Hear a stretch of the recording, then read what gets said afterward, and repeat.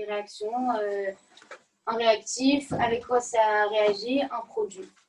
Après, il y a quand même quelques notions de cours à savoir, comme la stéréochimie. Mais il y a aussi, par exemple, dans le cours des alcools, on va vous donner quelques indications sur les alcools. Par exemple, un alcool primaire, c'est plus acide qu'un alcool secondaire, c'est plus acide qu'un alcool tertiaire. Et au concours, quand vous allez avoir, par exemple, une réaction, on va vous pointer le produit et on va vous dire cette molécule est plus acide qu'un alcool secondaire. Donc, ça, c'était un exemple pour vous dire qu'il y a des notions de cours à connaître. Ce n'est pas que les réactions. Et après, le truc vraiment essentiel, c'est les annales, parce que c'est souvent les mêmes types de questions, les mêmes... vous allez voir que le professeur, il est... Enfin, je sais pas, il est hyper carré. Une fois que vous avez compris comment il pose ces questions, bah, c'est hyper facile. Et c'est pour ça que les annales, je pense qu'il faut les faire dès le début et pas attendre 3 semaines avant le concours en se disant « Bon, attends, je vais regarder les annales, voir un peu ce qu'on demande. » Pas du tout. Vous travaillez directement avec les annales dès le début parce que les annales, pas qu'en chimie orga, mais dans toutes les matières, il faut que ce soit votre truc préféré à faire. Parce que c'est ce qui se rapproche le plus de ce que vous allez avoir au concours. C'est le meilleur exemple que vous avez. Ok, alors, faire ses fiches. Donc là, je vais plus vous parler des réactions. Vraiment, faire ses fiches, il faut que vous sachiez comment faire parce que ça va être votre support de travail. Vous n'allez pas travailler sur le cours. Vous allez lire 1 ou 2 fois. Vous allez faire vos fiches et après, vous allez travailler sur vos fiches. Donc, comment on fait une fiche? Donc déjà, il faut que ce soit vous qui les fassiez vos fiches. Même si vous prenez des exemples de Medibox ou de personnes qui vous ont donné leurs fiches, il n'y a aucun problème à même les recopier, mais il faut vraiment que ce soit vous qui les fassiez. Parce que dans la façon où vous allez même les faire, même les écrire, ça va vous permettre de les mémoriser. Moi, je sais que j'avais une mémoire assez visuelle, donc je vais vous montrer un peu après mes fiches. C'était vraiment de la couleur. Je savais ce que j'avais écrit dans ma fiche et ce que je devais aller regarder dans le cours. Par exemple, les notions de cours, je ne les avais pas forcément écrites sur mes fiches. Donc, je savais que ces notions de cours, je devais aller les voir dans les fiches. Donc, c'est pour ça que dans le cours. Donc, c'est pour ça que je vous dis que les fiches, c'est important que c'est vous qui les fassiez. Après, moi, j'aime travailler d'une façon assez carrée. C'est-à-dire que j'écrivais pas, mais là, par exemple, je prends ça en exemple, pas mal de gens ont des trucs comme ça, et avec toutes les réactions écrites. Moi, c'est bien, hein, moi aussi j'avais les réactions écrites, mais je voulais vraiment, je les apprenais par famille. C'est-à-dire qu'il y a un jour où je me disais, aujourd'hui, le lundi, c'est la famille des alcools. Donc je travaille que les alcools. Et je savais ce que dans les alcools, on me demandait comme réaction, comme mécanisme. Il faut que vous soyez vraiment cadré sur ça. Les alcools, les amines, les nitrines, les acides carbo. Il faut que ce soit vraiment classé par famille. Après, une fois que vous avez chaque famille, il faut que dans chaque famille, vous différenciez les mécanismes. Par exemple, dans les alcènes, on va avoir des additions électrophiles. Ok, là, on est dans la famille des alcènes. Je sais qu'il y a addition électrophile, substitution nucléophile. Je vous donne des exemples comme ça. Hein. Mais c'est pour vous dire qu'il faut vraiment que ce soit par étapes. La famille, le mécanisme et la réaction. Après, sélectionnez les points importants du cours. Donc, comme je vous ai dit, vous allez travailler sur vos fiches. Mais au début, il faut que vous lisiez le cours. Vous disiez, OK, la réaction, elle est importante. Mais qu'est-ce qui, autour de la réaction, va m'aider également à répondre aux questions? Parce que vous allez voir que, comme je vous ai dit, ce n'est pas une réaction où juste vous devez connaître les réactifs et le produit. Il y a d'autres petites notions de cours que vous devez connaître après. Donc voilà, là par exemple, c'était une de mes fiches, vous ne voyez pas très bien. Mais en gros, il y a le nom de la famille, les alcènes. Moi, j'aimais bien, bon, après, vous n'allez plus en avoir besoin, mais écrire en dessous de la famille la caractéristique de la famille. Là, je sais que c'est une double liaison. Le mécanisme, addition électrophile. Dans les additions électrophiles, il y a 2 types. Quand le réactif quand ce qui réagit avec un alcène est symétrique, ou alors quand ce qui réagit avec un alcène et asymétrique. Donc, en fait, quand vous avez plein de familles comme ça, alcène, alcool, alcyne, vous pouvez vous demander à quoi ça correspond. En fait, c'est votre réactif de départ. Quand vous avez la famille des alcènes, bah, votre molécule de départ, ça va être un alcène. Et après, elle va réagir avec plein de choses pour donner un produit qui ne sera pas forcément un alcène. Donc là, c'est pour ça la famille importante de l'alcène, le mécanisme, et ensuite, par exemple, c'est ça, un X2 qui va réagir avec l'alcène. C'est pour ça que c'est fait comme ça. Donc moi, dans mes fiches de nom, le mécanisme, le détail du réactif, c'est-à-dire que je marque symétrie H2, et là j'ai un autre réactif qui va réagir avec l'alcène, c'est un X2. Alors X2, en fait, c'est tout ce qui est, enfin il n'y a pas de molécule qui s'appelle X2, mais c'est tout ce qui est les halogènes. Cl, Br, la plupart du temps c'est Cl et Br.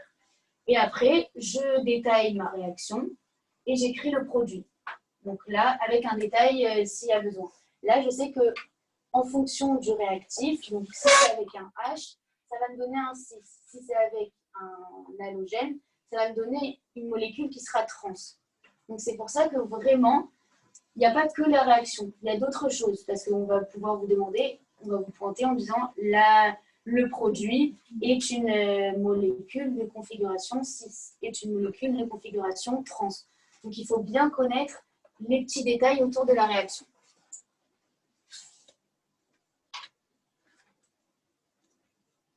Là, par exemple, là, dans cette fiche, je marque, attention, c'est une réaction radicalaire, ça dégage du CO2, du NABR. Vous voyez, il y a plein de petites choses que vous devez savoir autour de la réaction. Donc, toujours pareil, ma famille, le groupe caractéristique en dessous, le type de réaction, une décarboxylation. Comment s'appelle cette réaction? C'est la dégradation d'Hoffmann. Donc, ça veut dire que dans ma tête, j'associe que la dégradation d'Hoffmann, c'est une décarboxylation.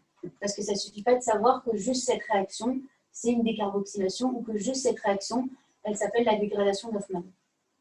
Et ça ne suffit pas de savoir que la dégradation d'Hoffmann, c'est une décarboxylation. Il faut vraiment savoir que ça réagit avec du NaOBr. Parce que vous allez voir, au concours, il n'y a pas juste des réactions comme ça. On peut vous faire les réactions en phrases. C'est-à-dire qu'on vous dira, dans une réaction qui fait intervenir un amide qui réagit avec du NaOBr, le produit sera une amine secondaire. Donc là, il faut prendre chaque mot. Un amide qui réagit avec du NaOBr, c'est une décarboxylation, jusque-là on est bon, mais le produit c'est une amine, ouais, mais ce n'est pas une amine secondaire. Donc c'est pour ça qu'il faut avoir chaque partie en tête. Après, voilà, pour les notions importantes, ce que j'appelle les notions importantes du cours, j'avais fait un peu pour chaque famille, ce qui me semblait important dans le cours. Comme ça, au moins, j'avais mes fiches pour les réactions et ma grande fiche pour la famille. Donc, par exemple, voilà, l'acidité des alcools, 1, 2, 3, la basicité. C'est un peu écrit en chinois. C'est-à-dire que c'est à ma façon. Après, là, comme ça, quand vous la voyez, vous devez vous dire, mais qu'est-ce que c'est? Mais une fois que vous lisez dans le cours, vous lisez votre cours, vous regardez ce qui est important, et en fonction de ce qui vous semble important, vous faites votre fiche. Ça peut paraître débile, parce que vous allez me dire, ouais, mais tout est important dans le cours. Mais dans les cours de chimie orga, le prof détaille beaucoup les mécanismes. C'est-à-dire que quand il va avoir une réaction, il va vous dire, tel truc va réagir avec celui-là, parce que ce composé est électrophile, parce que celui-là est nucléophile. C'est bien de comprendre, mais dans la fiche, c'est des détails qui ne servent pas à grand-chose. Après, lui, il le fait parce que c'est normal, c'est un chimiste. Et dans la fiche, c'est pas important. C'est pour ça que je vous dis que c'est en ça que les annales sont très importantes. Parce que dans les annales, vous allez voir justement quels sont les points importants. Parce que très souvent, on va vous demander si un alcool secondaire, c'est plus acide qu'un alcool primaire ou plus acide qu'un alcool tertiaire. Et ça, vous devez le savoir. Ou par exemple, vous allez avoir une réaction, on va vous pointer le produit et on va vous dire le rendement pour former ce produit est de 60%, 66%. Donc tout ça, c'est des éléments importants, enfin que j'ai jugé importants parce que ça revenait tout le temps dans les annales. Ok, Est-ce que vous avez des questions? Dites-moi si je n'ai pas été claire, si j'ai parlé trop vite. Juste, Ouais. est-ce que tu penses que c'est mieux de faire comme ça les fiches où la réaction est directement écrite Ouais. ou de faire tu sais, les réactifs d'un côté et le produit de l'autre, de la fiche? Alors, moi, ce que j'avais fait, je vais te montrer une de mes fiches, c'est que moi, mes réactions, elles n'étaient pas vraiment écrites.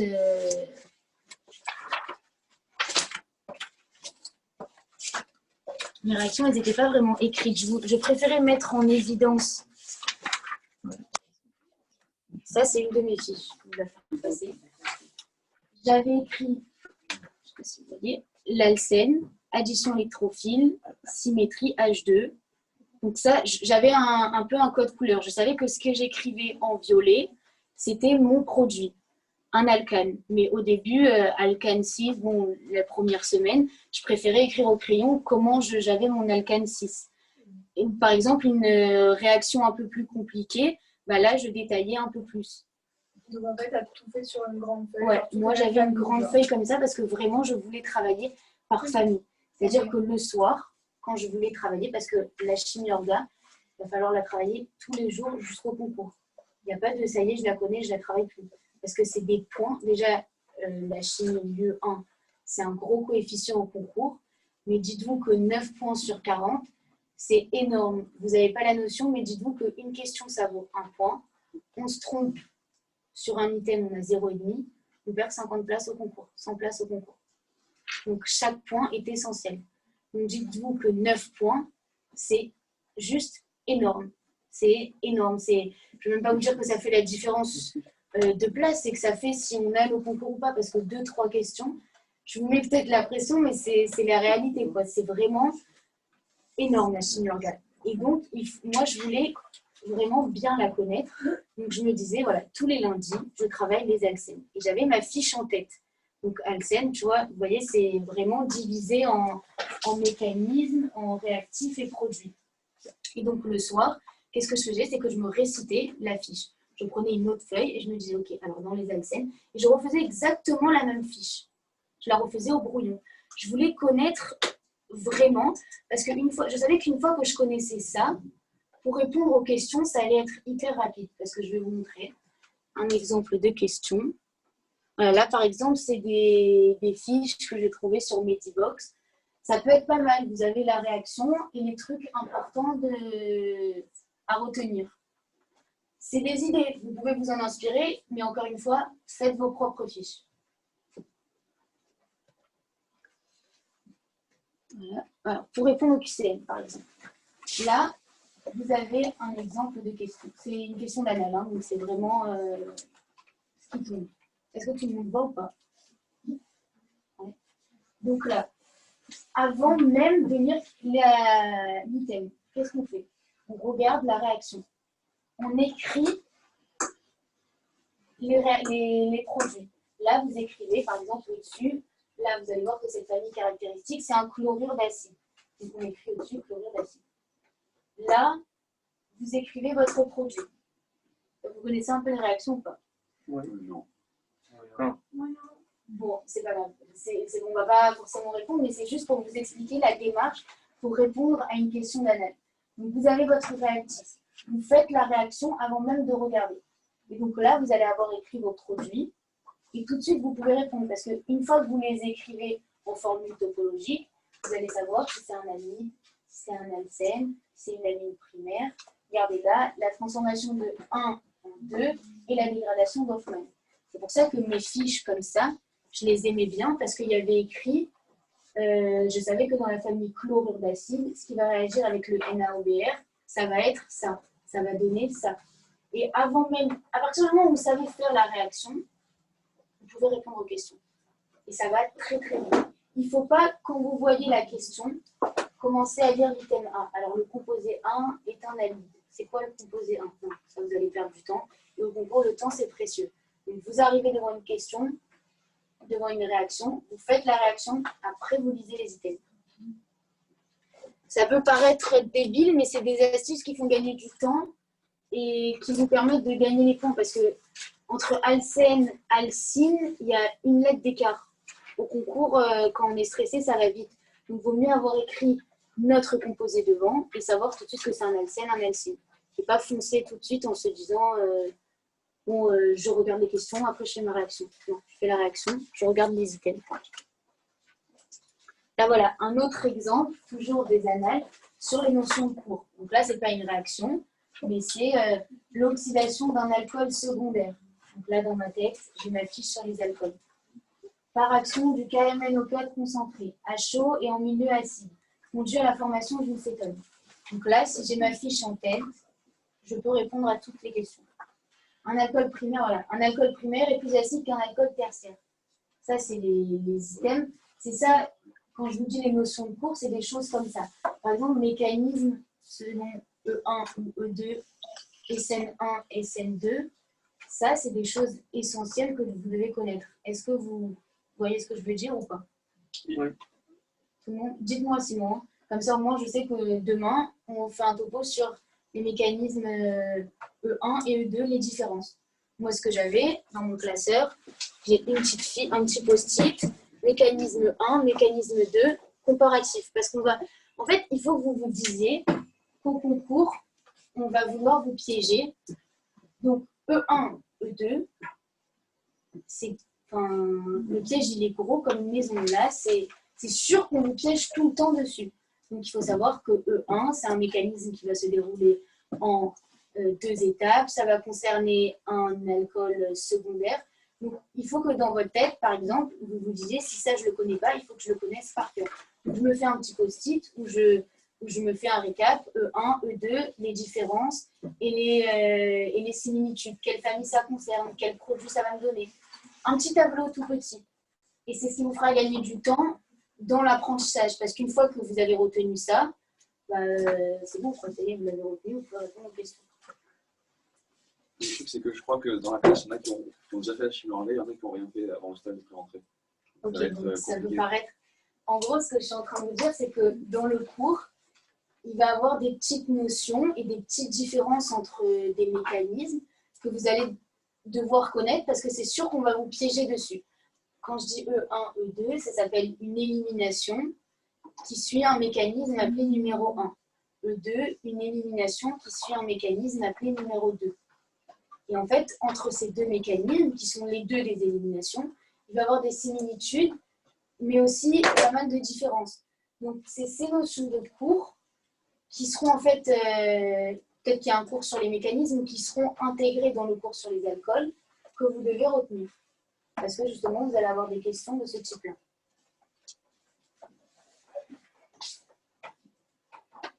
Voilà, là par exemple, incontournable. C'est dans ce sens où je vous dis, où j'ai dit à Dan, il n'y a pas besoin de tout connaître par cœur.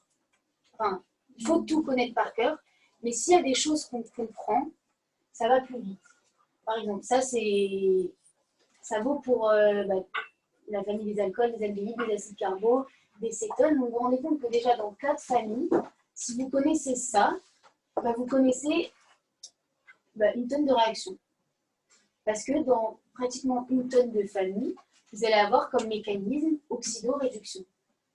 Et donc, ce qu'il faut savoir, c'est que quand vous avez un alcool 1 qui s'oxyde, ça va vous donner un aldéhyde. Un aldéhyde qui s'oxyde, ça va vous donner un acide carbo.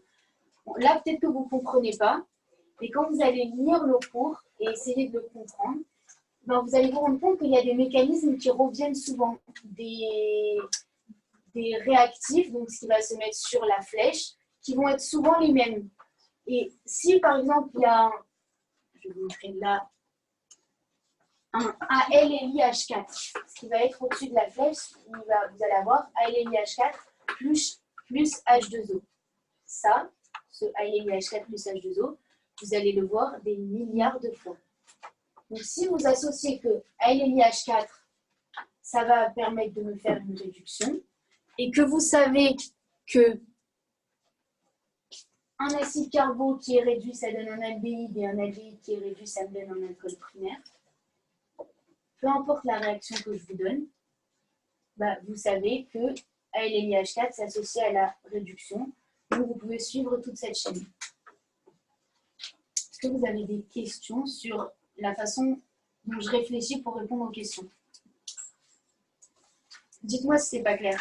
Vraiment, je préfère que vous le dites et que je réexplique ou je vous donne une autre façon pour que vous compreniez. Au fond, c'est bon, tout le monde a capté le truc. C'est pour ça que dans les cours, vous allez voir des points communs.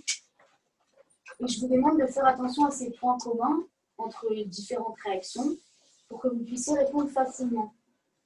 Comme ça, au moins, si le jour, parce que je ne vous souhaite pas, du concours, il y a une réaction dont vous ne vous souvenez plus, si vous voyez par exemple, O3 ou KMNO4 au-dessus de la flèche, vous allez vous dire O3, KMNO4, c'est un oxydant. De toute façon, les oxydants, ce n'est pas compliqué à les reconnaître parce qu'il y a des O. Là, il y en a 3, là, il y en a 4, là, il y en a 7. Donc, oxydant, oxygène. Vous voyez, c'est ces petites choses-là qui me font dire que la chimie orga, ce n'est pas que du par cœur débile à tout relire. On regarde un peu les réactions, on essaie de les comprendre, on essaie de... toutes ces petites choses.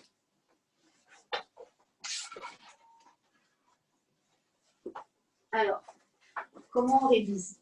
Donc, toutes les réactions sont à connaître. Toutes.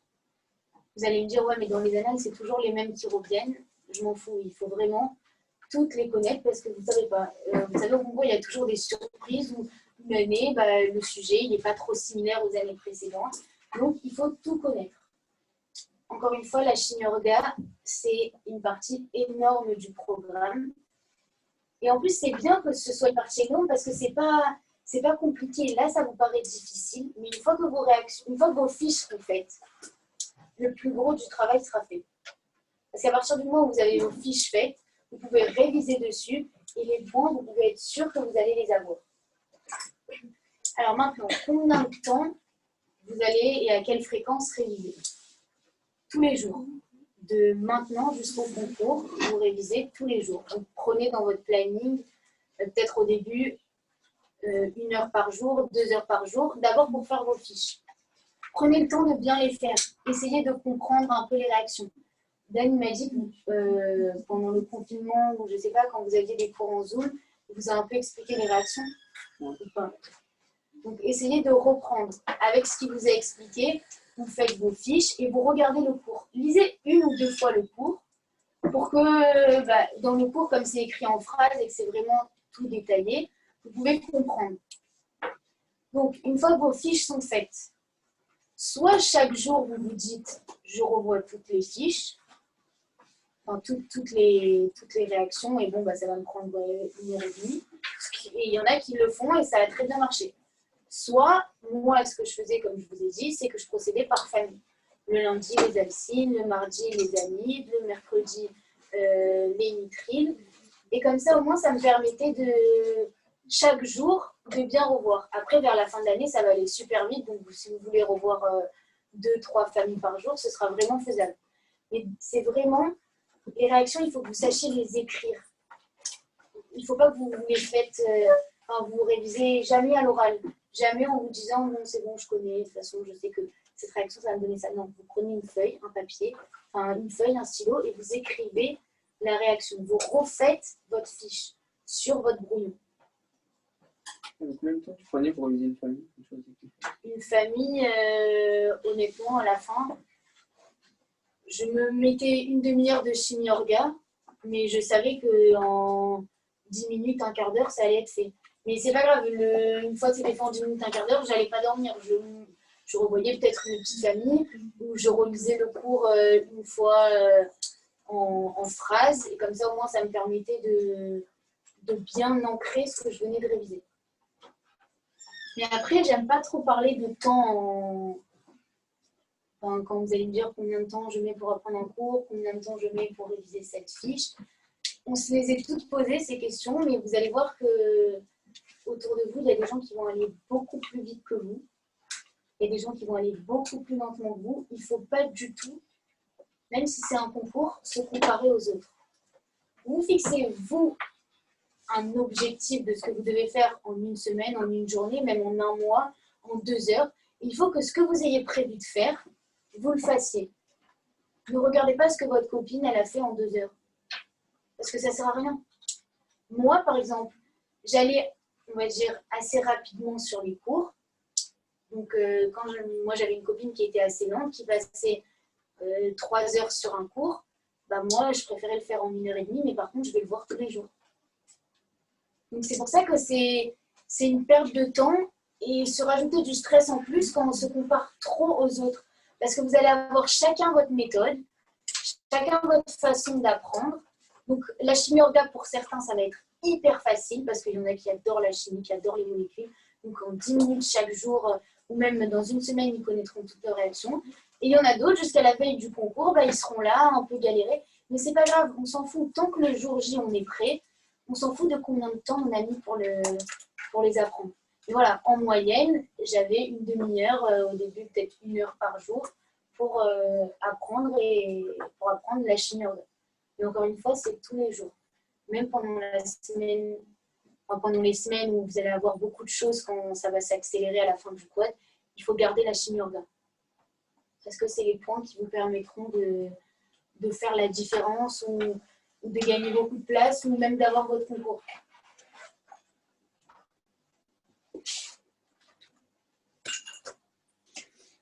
Alors, est-ce que vous avez des questions avant qu'on commence la stéréochimie?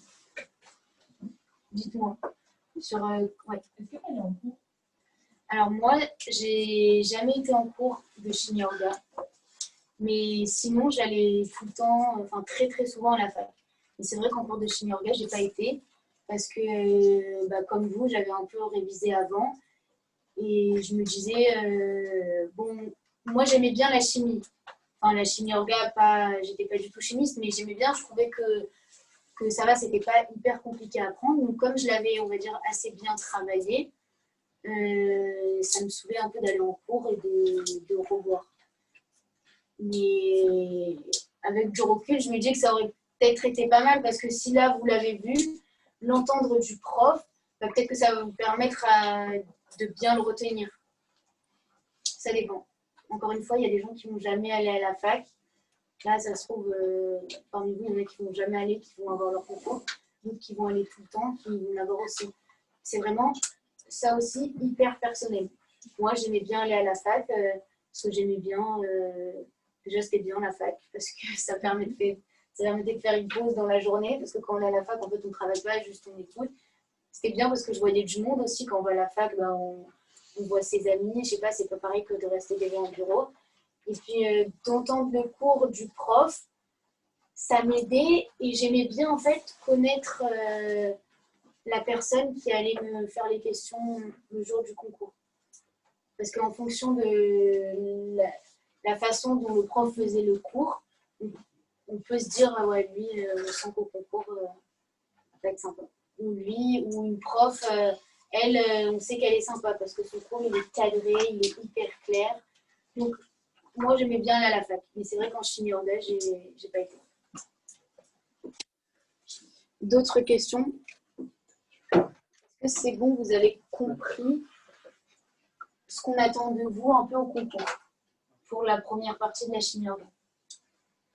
Après, je sais que je ne vous ai pas éclairé sur des réactions, mais encore une fois, vraiment, à la fin du cours, écrivez-moi sur un papier, mais, je ne sais pas, Markovnikov, Karash, vraiment les mécanismes, les réactions, si vous me dites, est-ce qu'on peut revoir un peu les alcynes, les amides, et comme on va avoir le temps, je vous le fais demain. Comme ça, au moins, ça... Et même peut-être, si je vous explique 1 ou 2 réactions, vous allez un peu comprendre comment... En expliquant, en détaillant une réaction, ça peut vous aider à en comprendre d'autres. Donc, deuxième partie de la chimie orga. Donc, on avait vraiment les réactions qui vont... Je sais pas, vous allez voir peut-être 5 cours dessus. Et là, la stéréochimie. Vous allez avoir, je ne sais pas, 2 cours dessus. Ça.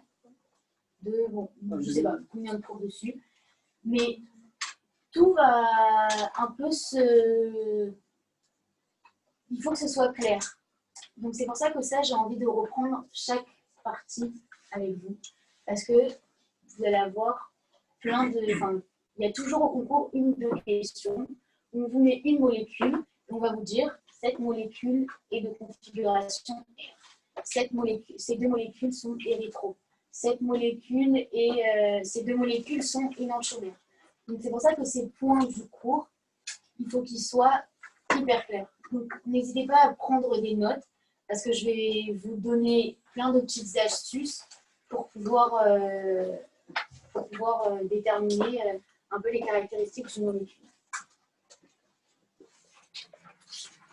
Alors, déjà, il y a plusieurs points où il ne faut pas se mélanger les pinceaux. Il y a ce qu'on appelle si une molécule est R ou S. C'est différent de érythrotriol, qui est différent de D ou L, ce qui est différent de énantiomère, de like-and-like, de molécules méso, de lévogir ou d'explogir. Mais par exemple, moi j'avais du mal au début parce que pour déterminer si une molécule est like ou unlike, il va falloir qu'on détermine si elle est R ou S avant. C'est pour ça que chaque chose est importante et il ne faut pas tout confondre.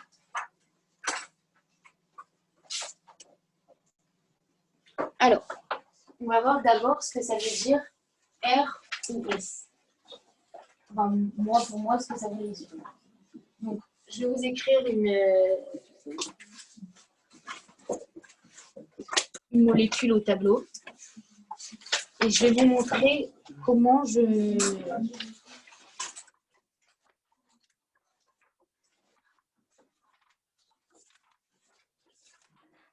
on voit si elle est R ou S.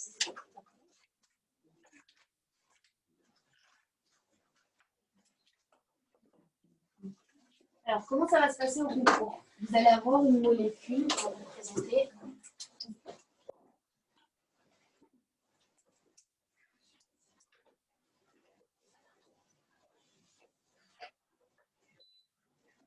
Au hasard.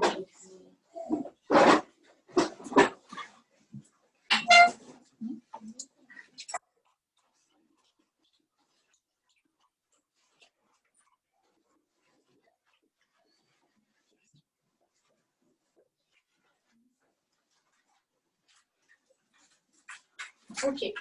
Alors, comment ça marche? On voit ou pas? R ou S. Vous avez une molécule comme ça qui va vous être présentée sous cette forme-là. Vous connaissez, non, cette façon d'écrire une molécule. Donc, ce qu'il faut savoir, c'est qu'on va numéroter, on va donner des ordres de priorité aux 4 composés qui sont liés au carbone. Parce que ce carbone, c'est un carbone très spécial. Parce que c'est un carbone asymétrique. Asymétrique, ça veut dire qu'il est lié à 4 groupements différents. Si là j'avais mis un H, mon carbone n'aurait pas été asymétrique parce que j'ai 2 H.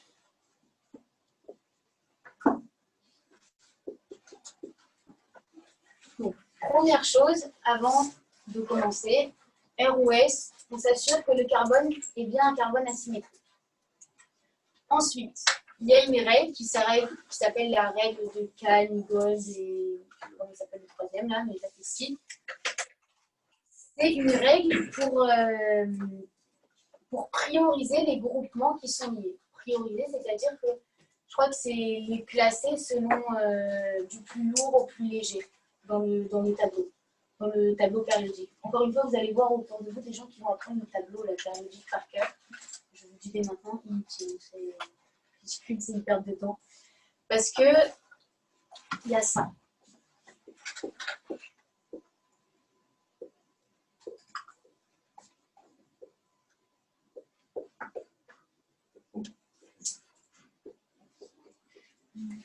IDR, CLS fonche.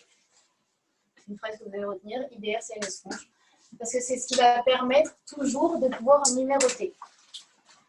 Qu'est-ce que ça veut dire? Ça veut dire que si on a un I, un BR et un CL, on va numéroter comme ça. 1, 2, 3. On est bon jusque-là? Parce que cet élément, en fait, dans le tableau est plus lourd que celui-là, et plus lourd que celui-là, etc. Et le H, c'est le moins lourd.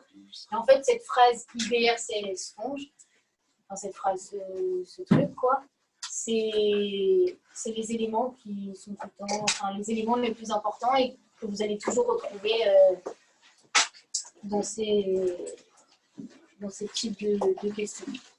Donc, une fois que vous avez votre molécule et votre IBR-CMS11, on va le numéroter. Donc là, le CL, c'est le groupe prioritaire par rapport à ça. Donc on écrit 1. Le H, il sera toujours à la fin. Vous allez avoir en 4. Ensuite, COOH. Qu'est-ce que c'est? C'est un C, il y a un O. C'est ça. En fait, mon COOH, c'est ça en fait. Écrit de cette façon-là, mais c'est ça. Et là, vous avez un CH3. Vous allez vous dire, mais lequel est prioritaire? Parce qu'en fait, j'ai un C qui est lié à un C, et là, un C qui est également lié à un C. Vous avez des questions? Donc, on a deux C qui sont liés à des C. Donc, on va regarder la deuxième, enfin, à quoi sont liés ces deux autres C-là. Lui, il est lié à un H. De toute façon, c'est le dernier. Lui, il va être lié à un O. Donc, obligatoirement, c'est lui qui va porter le numéro 3, le numéro 2. Et celui-là, le numéro 3.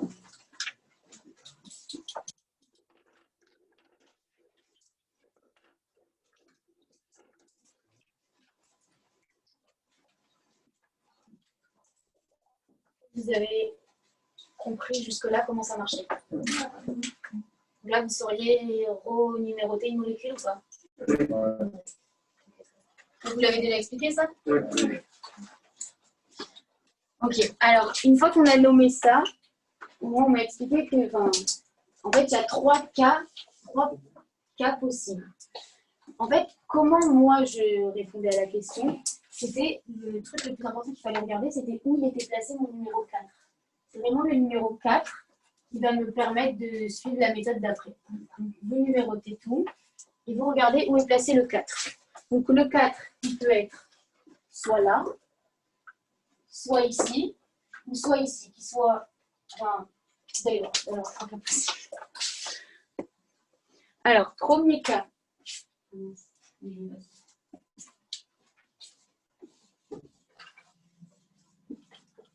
Votre 4, il est placé ici ou là. S'il est placé là ou là, on a numéroté et on regarde le sens dans lequel ça tourne. Donc le sens, c'est soit sens horaire, soit sens inverse des aiguilles d'une montre. Si ça tourne dans le sens des aiguilles d'une montre, c'est R. Si c'est le sens inverse des aiguilles d'une montre, c'est S. Donc retenez, s'il est là ou là, on ne fait rien. Juste on regarde comment ça tourne avec les numéros 1, 2, 3. Quand on va regarder comment ça tourne, on regarde toujours avec les numéros 1, 2, 3. On ne regarde pas le 4. 1, 2, 3. Mais c'est en fonction de la position du numéro 4 qu'on va pouvoir, qu'on va avoir des situations différentes. Donc là, votre 4, il est là. On regarde comment ça tourne avec 1, 2, 3. Ça, vous l'avez expliqué ou pas? Ouais. Comme ça?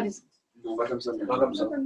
Ouais, parce que moi, en fait, je visualise pas du tout les éléments dans l'espace. C'est-à-dire qu'au début, on m'expliquait en faisant comme ça, regarder et tout. Non, mais moi, je ne perds pas du temps à me regarder. Après, il y en a qui arrivent hyper bien, parce qu'il y en a qui ont une vision de l'espace hyper claire. Mais honnêtement, c'était pas du tout mon cas. Donc, moi, je voulais un truc écrit sur le papier, une méthode où je pouvais répondre, où je le voyais à plat, on va dire. Donc, premier cas, mon 4, il est placé là ou là. Deuxième cas, mon 4, il est en haut. Alors, il faut échanger avec le numéro qui sera là. C'est-à-dire que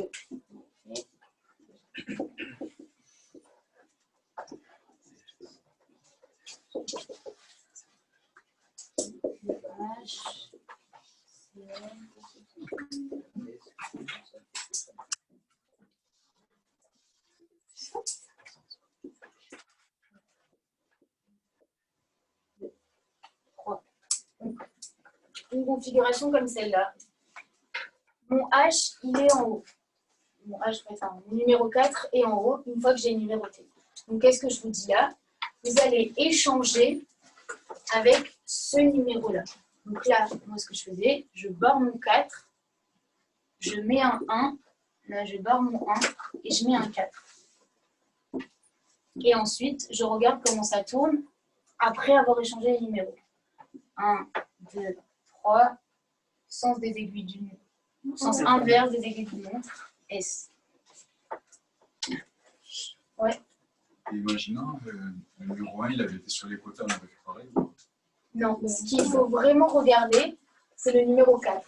Mais non, ce que je veux dire, c'est pour échanger. Une fois qu'on a vu que le 4 il était en haut, parce que le numéro 1 il était sur les côtés. Ah, il faut échanger avec ce que j'appelle le triangle plein, avec celui-là, là. Ça, là. C'est avec le 1, c'est pas avec le 1. Non, c'est pas avec le 1, c'est vraiment, il faut échanger avec ce truc-là, là, le triangle plein, je l'appelle comme ça. Ça doit dire devant ou derrière, ou je sais même pas. Pour vous dire que je ne visualise pas du tout, c'est vraiment une méthode. Est-ce que cette méthode, vous l'aviez déjà vue ou pas? C'est comme pas comme ça. Nous, on nous disait de monter celui qui est en bas en haut. L'autre le mettre là. Je sais pas, une balle. Par rapport au- On enlevait le H. On enlevait le H. Donc là, je sais pas si ça vous aide, mais moi, de faire cette façon-là, c'est beaucoup plus facile. Après, là, vous allez peut-être mettre du temps au début, mais voilà, il faut retenir on commence par regarder donc, si notre molécule est bien une molécule chirale. Enfin, si on a bien un carbone activé, il faut obliger que ça vérifier des fausses, on va se demander si. Non, dans ce genre d'exercice, ça va être asymétrique, mais regarde. Et jamais à l'abri, il vaut mieux regarder. Donc, jusque-là, qu'est-ce qu'on a fait? On a vu les deux premiers cas. On regarde notre molécule, on numérote. En fonction de la position du 4, on regarde la position du 4 et on fait cette méthode. Il reste un troisième cas, parce qu'on a vu le 4 qui était ici, ici et là. Mais maintenant, on va voir si le 4 il est dans le trait plein. Est-ce que vous avez noté? Je peux changer de diapo? Ok. Maintenant. Là, on n'inverse pas tout le temps. Ouais, non, on va inverser. Mais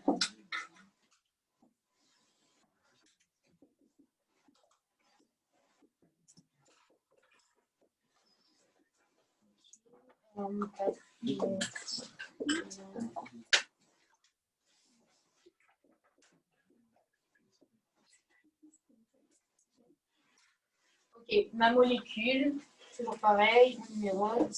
Le H, je sais que c'est le 4, le C, c'est le 1, lui c'est le 2, et lui c'est le 3. Ok, alors si on a le 4 qui est là, ce qui se passe, c'est qu'on va laisser les choses comme ça, et on regarde le sens de comment ça tourne, c'est pas très français, mais la façon dont ça tourne avec 1, 2, 3. Donc là, 1, 2, 3, les sens des aiguilles du milieu. Donc, logiquement, ça devrait être un R. Sauf que je ne sais pas pourquoi, parce que dans l'espace, c'est spécial. Quand le 4, il est là, la réponse, en fait, c'est l'inverse de la façon dont ça tourne. Donc, en fait, elle est S. En fait, vous voyez qu'on retrouve toujours sur nos parts. Depuis le début, elle est S, elle est restée S.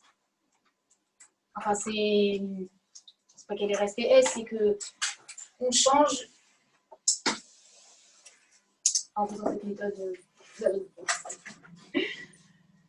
Est-ce que c'est bon? Vous avez des questions? C'est clair ou pas? Si le 4 il est en bas, on regarde la façon dont ça tourne et on fait l'inverse. Vous avez des exemples ou pas? Non, ça marche. Oui.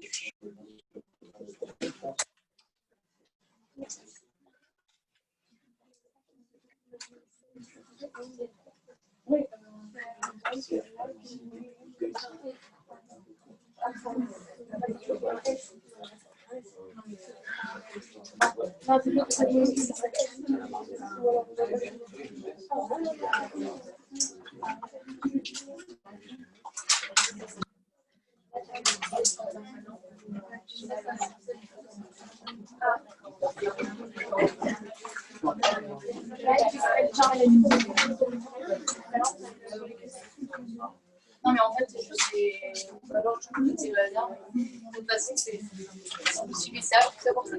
Là, je vous en ai écrit une. Faites là, et après, on voit si on arrive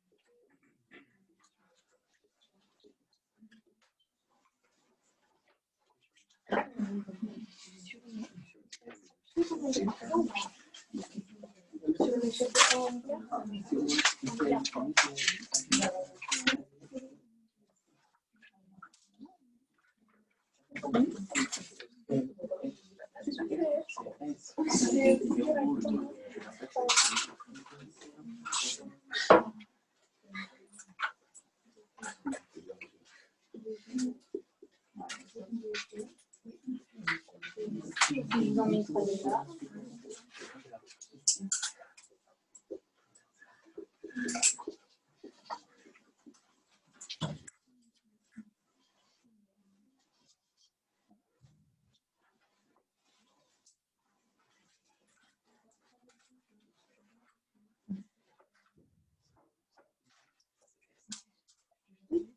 Okay.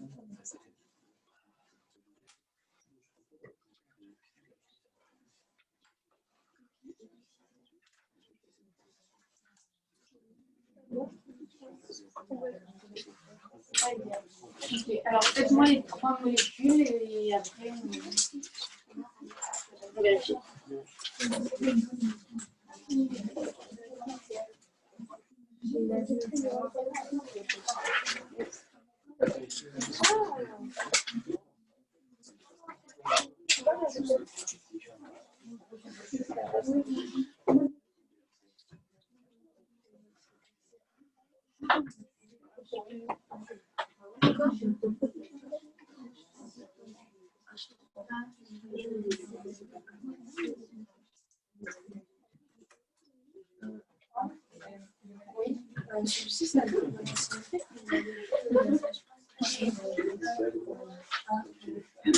Bravo.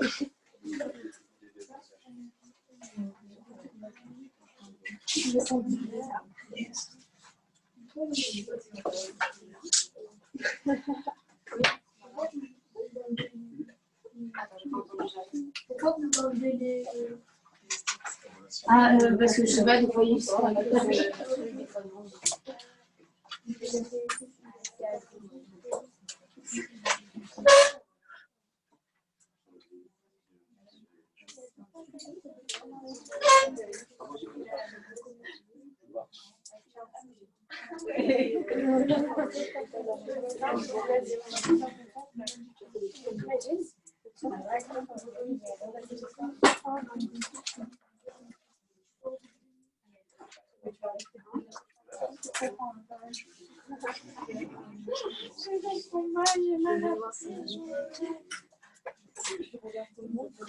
Est-ce qu'on peut corriger au moins la première? Non?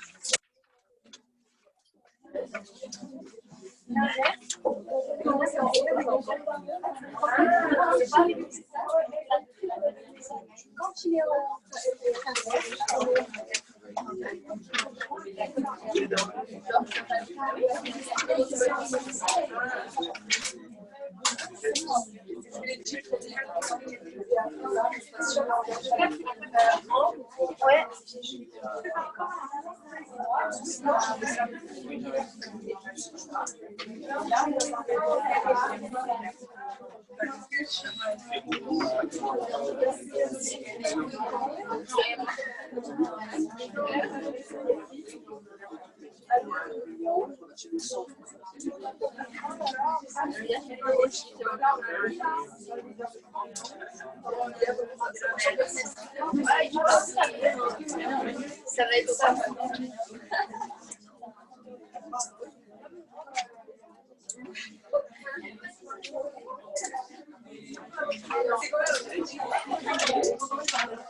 Ouais, bon, ça va être nickel. Est-ce que c'est bon, on peut corriger la... Oui, c'est bon. Alors, on va voir si...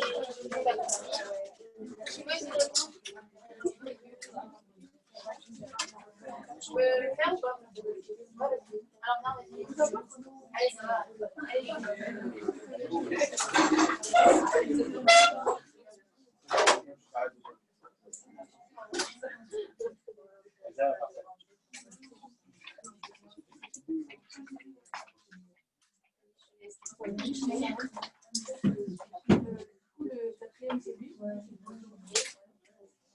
Oui, c'est ça, mais peut-être. Ouais. Ah, mais c'est bon. Le premier, c'est lui.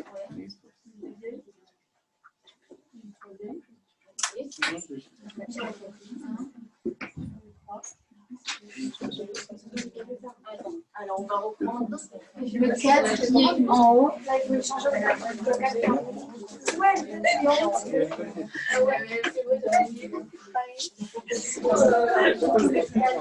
Écoutez, s'il vous plaît. Est-ce que tout le monde avait pensé à échanger les numéros ou pas? Oui. Vous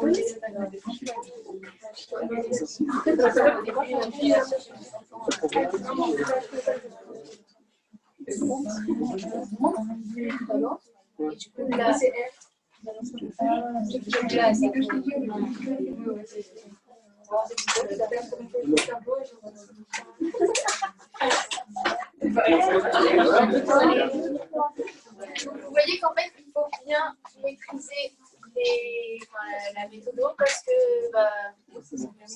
c'est un peu comme est-ce que tout le monde avait trouvé ça ou pas? Oui.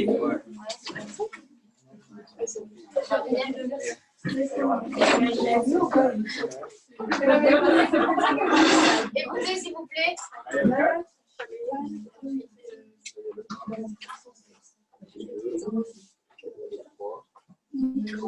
Comme ça.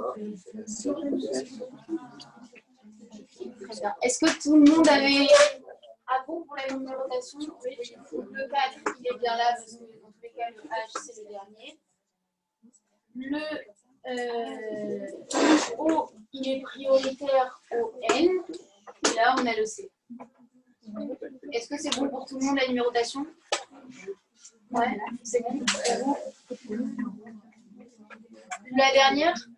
Ok, très bien. Bon, c'est un piège débile que vous n'aurez certainement pas au concours, mais c'était pour que vous compreniez qu'il faut bien que ce soit un carbone asymétrique parce que sinon, on va se retrouver avec deux numéros 2, deux numéros 3 ou deux numéros 1. Voilà. RS, c'est bon pour tout le monde?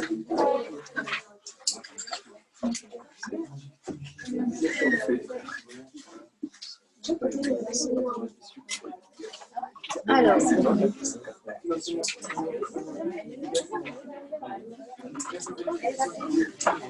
alors maintenant on va essayer. Tu m'écoutes ou pas? C'est bon?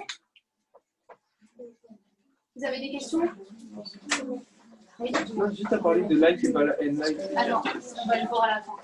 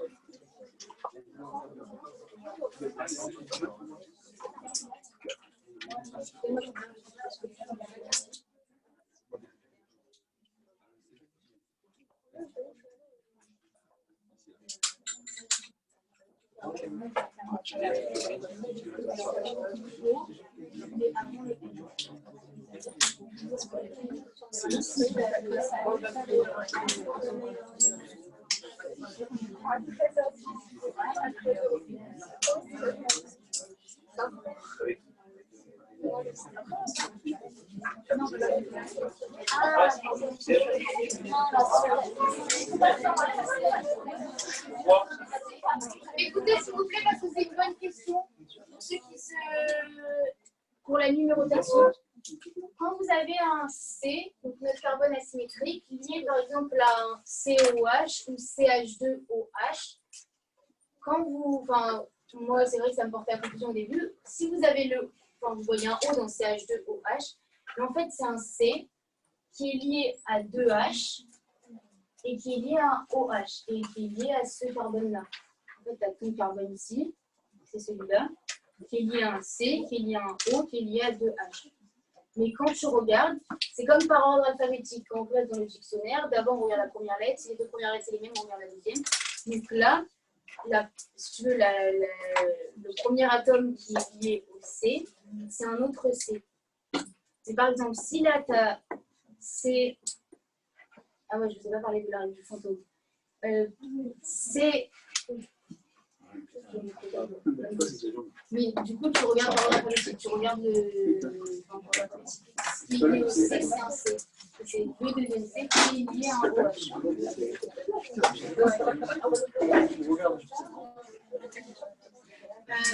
Là, c'est vrai que pour RS, il faut que vous sachiez que c'est un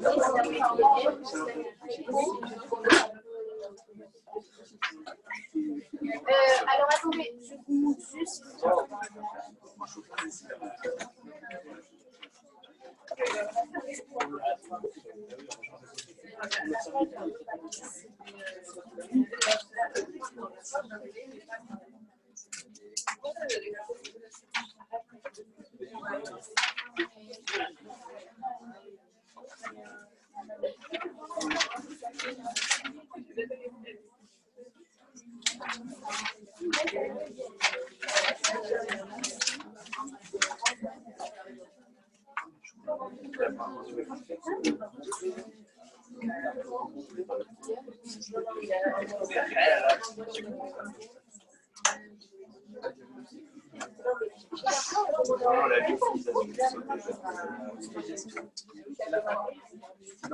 Ok, il y a une règle qui s'appelle un peu la règle du fantôme.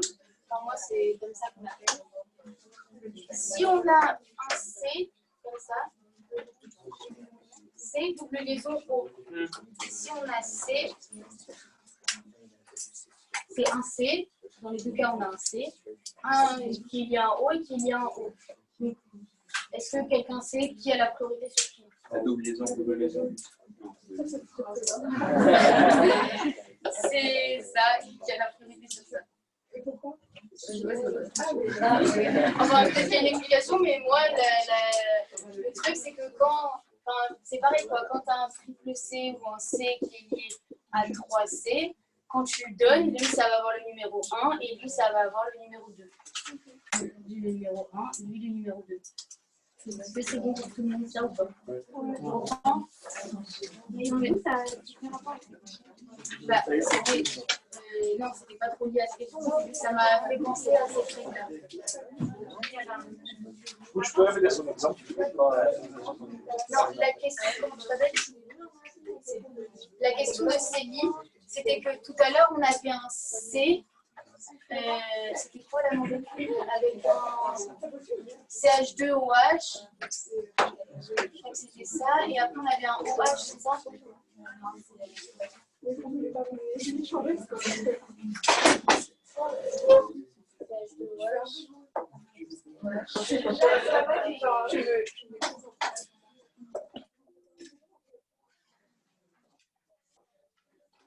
C'est juste pour revoir la numérotation de celui-là.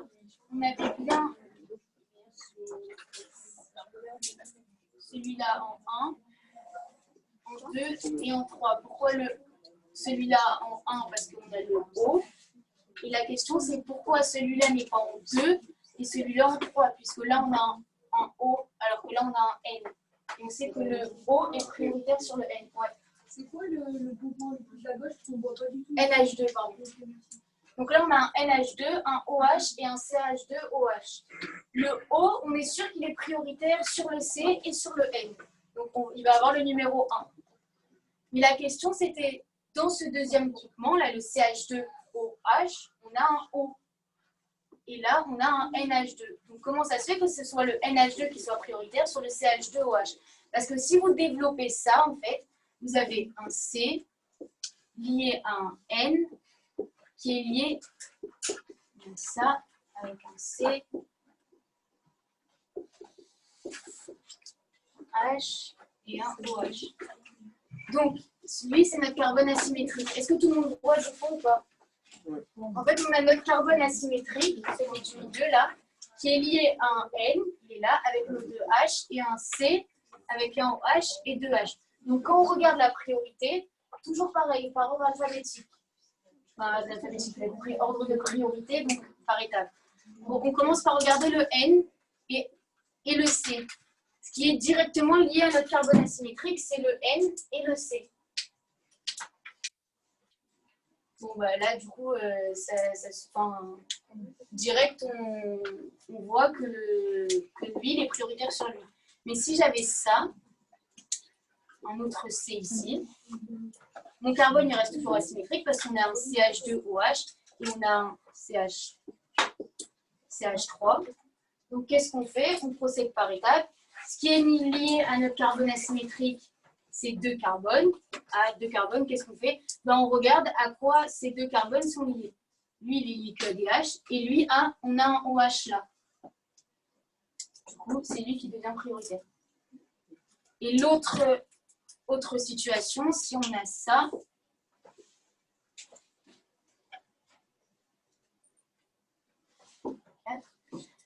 un C double liaison O, et là on a OH. Qu'est-ce qu'on a dit? C'est celui-là qui est prioritaire à celui-là. Parce que lui, c'est un peu un O fantôme, un O qui est entre parenthèses. Donc, il passe après les deux respectifs. Est-ce que c'est bon pour tout le monde ou pas? Je réexplique ça. Alors, on a un carbone asymétrique. Est-ce que tu vois si c'est là ou pas? On a notre carbone asymétrique.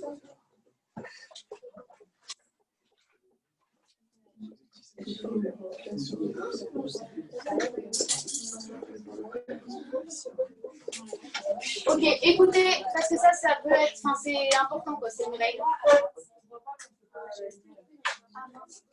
Alors, vous avez un...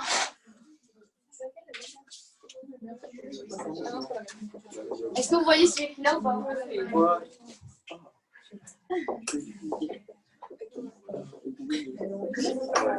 Non.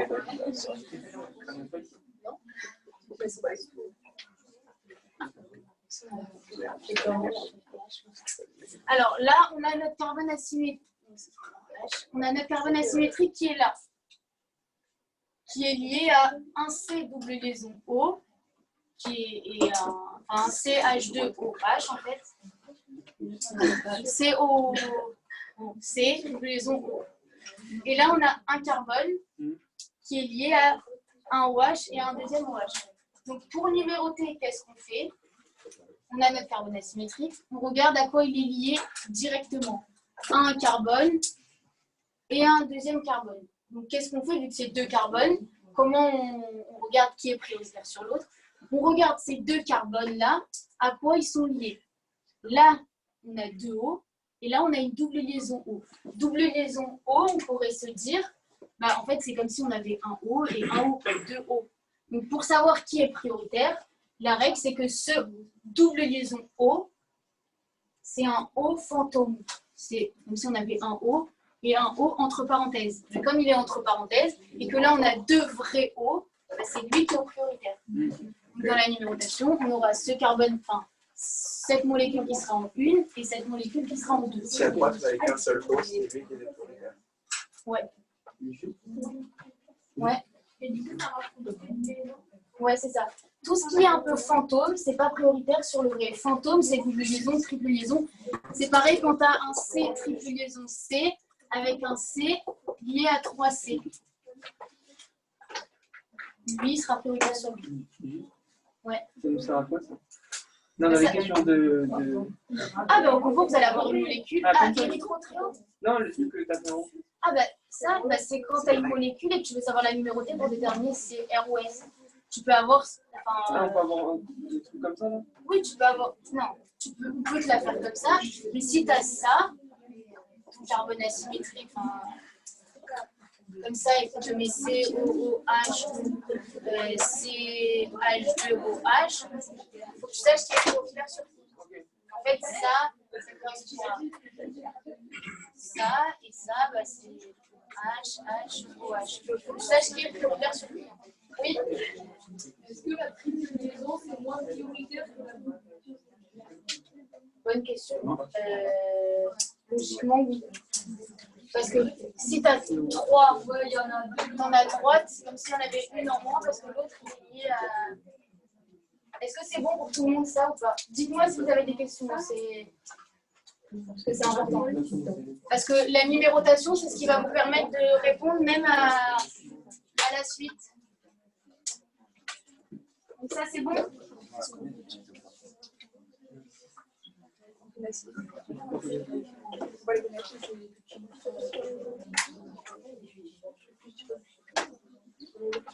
sais que je passe beaucoup de temps sur plus la stéréochimie que les réactions, alors que dans la chimie, vous allez avoir plus de questions de réaction que de stéréochimie.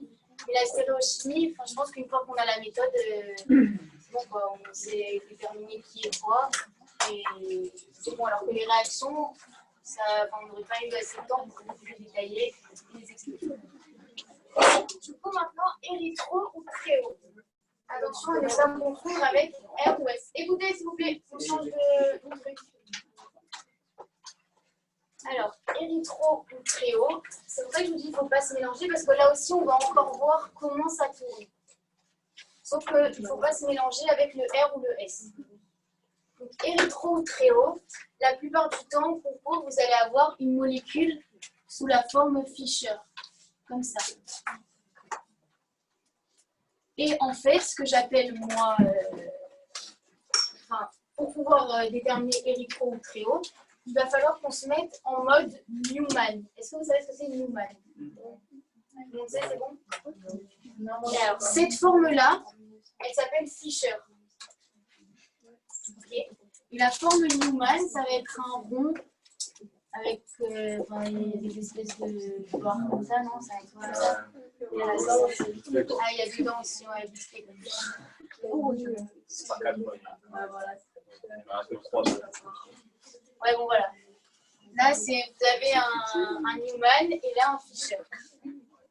Pour moi, ce que j'appelle Newman en mode Y, c'est que je n'ai pas le rond. Donc, au concours, qu'est-ce que moi, je faisais? J'avais un Fischer comme ça. Et les questions qui suivent, c'est si c'est érythro ou tréo. Qu'est-ce que je fais tout de suite? On va mettre des lettres.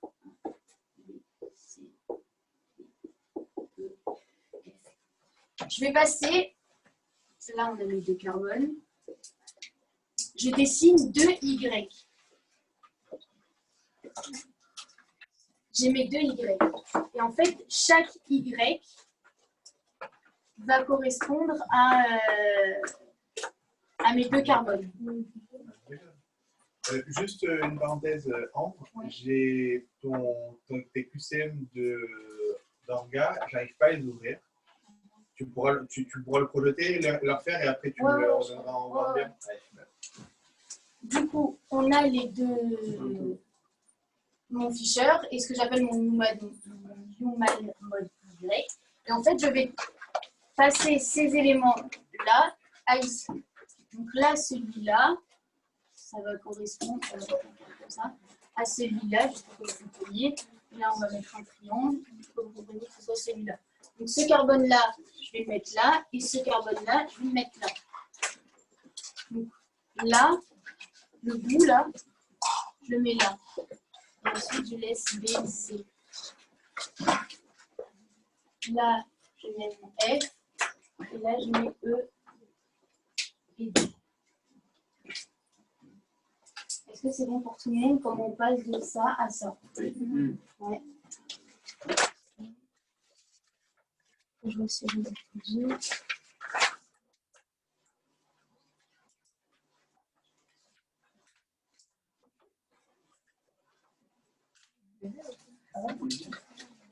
Ouais. Et tu mets pas le quatrième mouvement? C'est quoi le quatrième mouvement? C'est le reste de la... Non, bah, en fait, là, ce carbone-là sera lié à celui-là. En fait, j'ai tout là. J'ai tous mes groupes.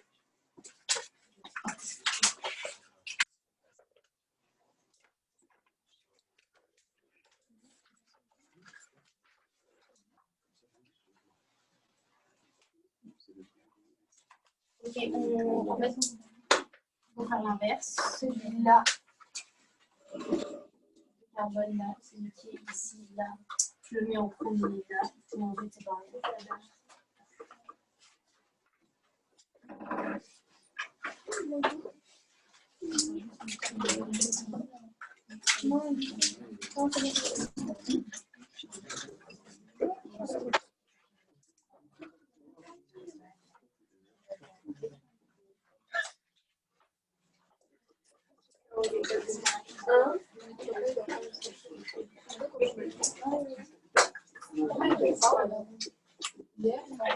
Ok, donc quand on passe de Fisher là à Newman ici, ça c'est la première étape. Ensuite, il faut numéroter. Ouais, dis-moi. En fait, non, parce que tu vas juste regarder si les 2 carbones tournent dans le même sens. Donc, c'est pas du tout obligatoire. Et je fais comme ça. On peut faire l'inverse, ça change rien parce qu'on va juste isoler, enfin regarder lui dans quel sens ça tourne et lui dans quel sens ça tourne. Ouais. Est-ce que l'ordre des lettres n'est pas? Enfin, l'ordre des lettres, ça veut dire que celui qui est en bas, les côtés, il faut les mettre sur les côtés du Y. Et celui qui est tout seul en haut, en bas, il faut les mettre tout seul là. Donc ça, oui, c'est important. Ce qui est sur les côtés là, il faut les mettre sur les côtés du Y. C'est bon pour tout le monde, ça? Ok, donc une fois qu'on a fait ça, qu'est-ce qu'il faut faire? Il faut numéroter. Toujours pareil, avec le IBR, c'est le songe.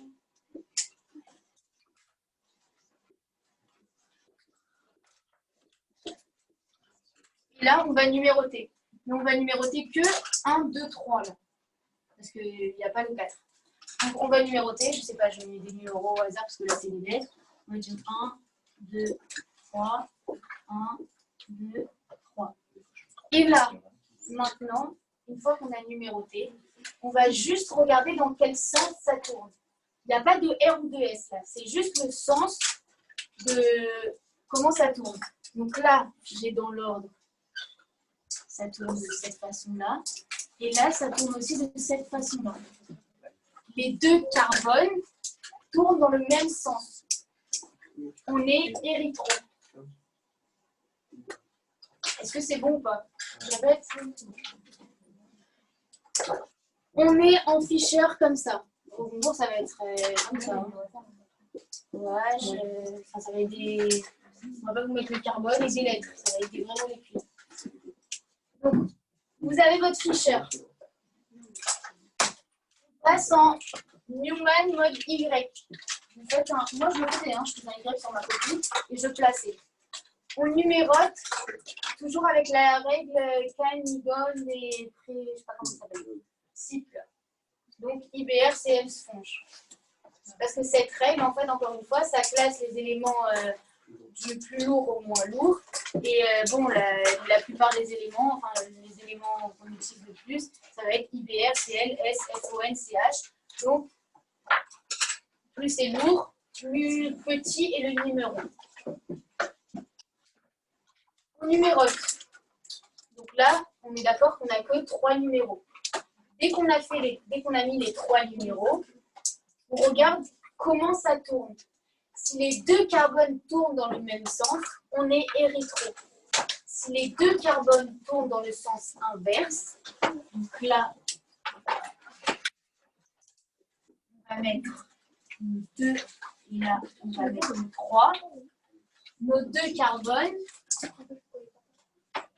tournent dans le sens inverse. On est très haut. Est-ce que c'est bon pour tout le monde? C'est impossible qu'un carbone de l'autre côté, tu dois se côté. Si les 2 carbones ne tournent pas dans le même côté, c'est qu'on est très haut. Là, par exemple, dans ce cas-là, on est très haut. Parce que là, on a le 1, le 2, le 3. Ça tourne comme ça. Et là, on a le 1, le 2, le 3. Et on tourne dans l'autre sens. Donc, soit ça tourne dans le même sens, et on est érythro, soit ça ne tourne pas dans le même sens, et on est très haut. Ouais. Si ça tourne dans le même sens, et que ça part pas de la même molécule. C'est-à-dire, par exemple, là, c'est 1, 2, 3. Ouais. C'est toujours 1, 2, 3, mais le 3 il est en haut. C'est toujours dans le même Après, sens. on s'en fout, c'est le sens. Soit sens fuseau horaire, soit sens phase de son. Il y a 2 sens. C'est soit comme ça, soit comme ça. Attention, on n'est pas dans R ou S là. On est dans érythro et très haut. C'est pour like et like. Non, enfin oui, mais on va le voir après. Donc c'est bon, érythro, on fait un. Ouais. C'est bon, on met A et B, on va passer. Ça change de sens, mais est-ce que. Comment on sait si on a baissé le bon départ? Ah, bah celui qui est à gauche ici, tu le laisses à gauche sur ta copie. Moi, ce que je fais, celui qui est à droite ici, tu le mets à droite sur ta copie. Faites bien attention à savoir passer de Fischer à Newman. Moi, c'est ce que je faisais pour passer. Encore une fois, il a la méthode je visualise tout dans l'espace et je sais le voir. Il y en a qui arrivent à visualiser dans l'espace ici ou pas? Personne? Ouais, avec les doigts maintenant.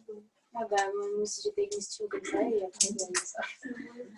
Donc c'est bon pour tout le monde ou pas? Du coup, on s'en fout du coup, on cadre ensuite qui est raccroché. Parce qu'en fait, il n'y a pas de groupement 4 parce que ça là, et 1, 2, 3, est-ce que c'est ça?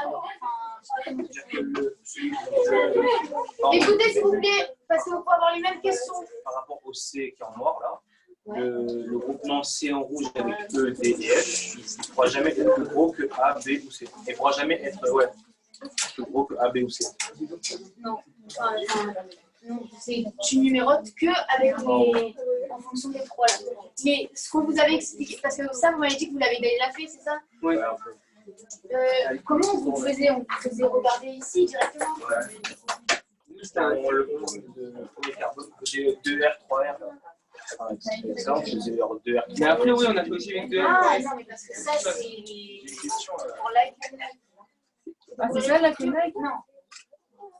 On fait par exemple. On a vu RS, ensuite on voit Là, parce que RS. nous, on a vu Après, il y a avec. des choses qui vont se Nous, on mélanger. a vu RS avec ça aussi. Oui, oui, tu vas après on va voir aussi RS. On a Oui, s'il vous plaît. Tu vas avoir de double liaison sur la fiche. Non. Enfin, peut-être que là, pour le groupement D, il y aura une double liaison. Mais du coup, on s'en fout parce que. Attends, mais qu'on fasse un vrai exemple avec des molécules parce que c'est des lettres.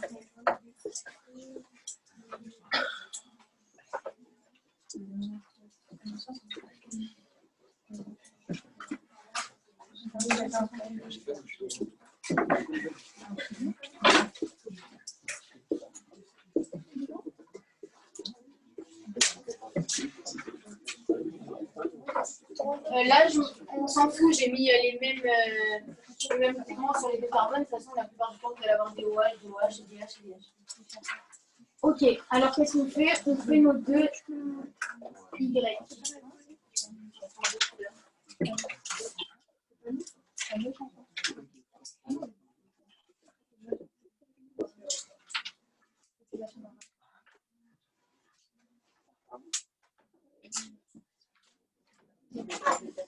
Alors, qu'est-ce qu'on fait? Notre OH, au bout, les deux côtés, on garde le même.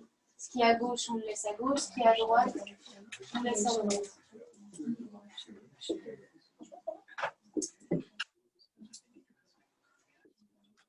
Est-ce que tout le monde voit là, ici? Au fond, c'est bon? Ok, on a ces deux. On est passé de Fischer à un faux Newman. Parce que le Newman, on ne fait pas trop comme ça, mais bon.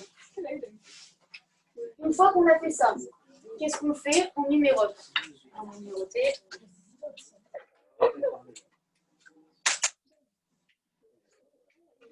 Alors, toujours pareil, IDR, CLS, franche. Là, on a notre O qui va être en 1, notre N qui va être en 2 et notre C qui va être en 3. Comment tourne celui-là? On est dans ce sens-là. Ici, on a notre 1, notre 2 et notre 3. On tourne 1, 2, 3. Comme ça. Vous voyez qu'on tourne dans les sens inverses ou pas? Ouais. Voilà, on est très haut. Est-ce que c'est bon pour la méthode? Sûr pour tout le monde? C'est notre question? Des exemples ou pas?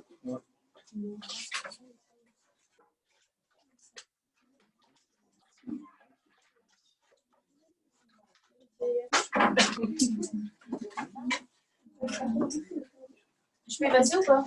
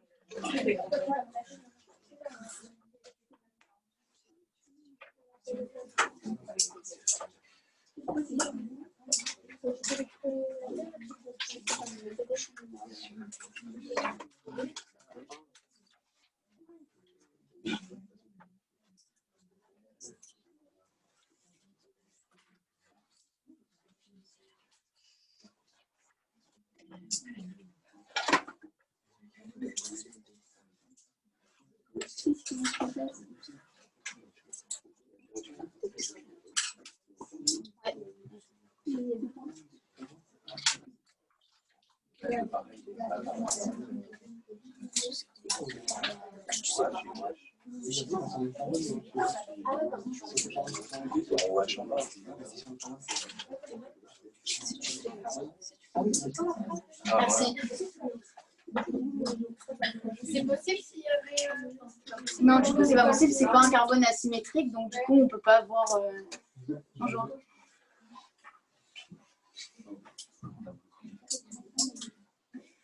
On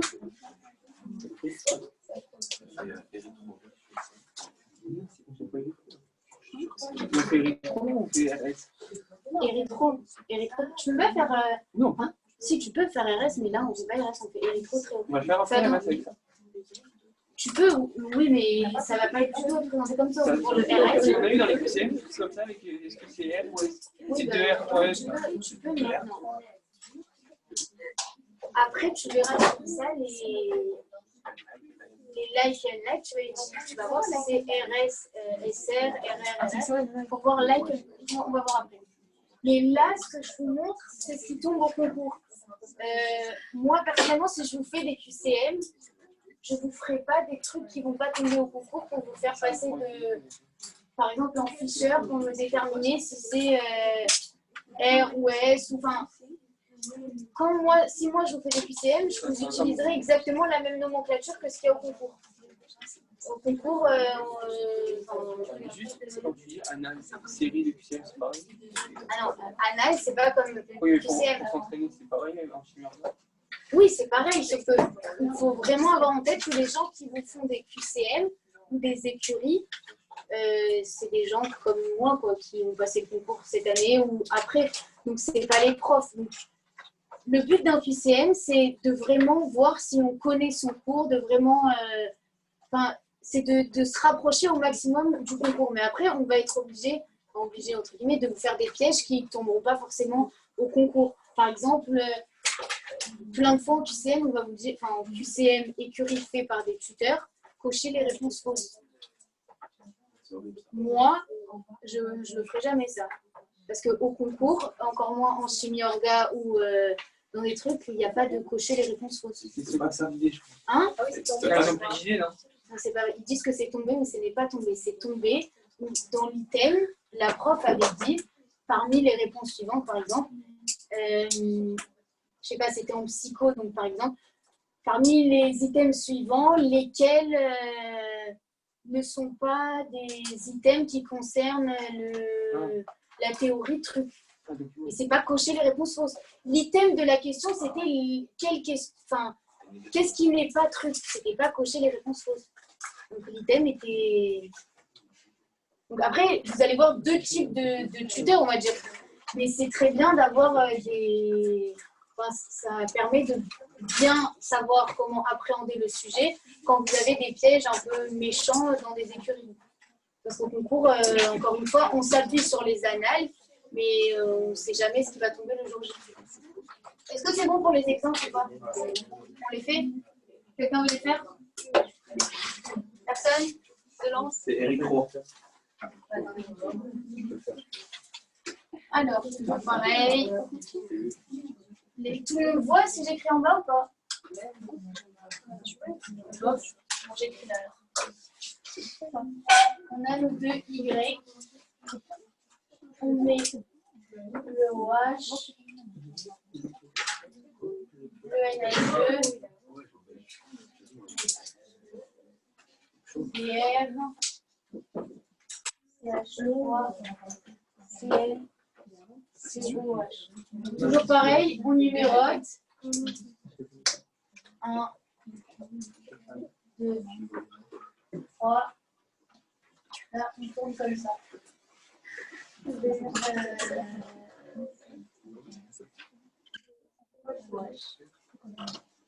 Trois, là, on tourne.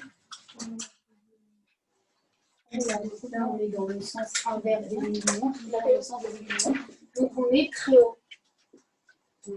Est-ce que c'est bon pour tout le monde ou pas? Sûr? Alors, là,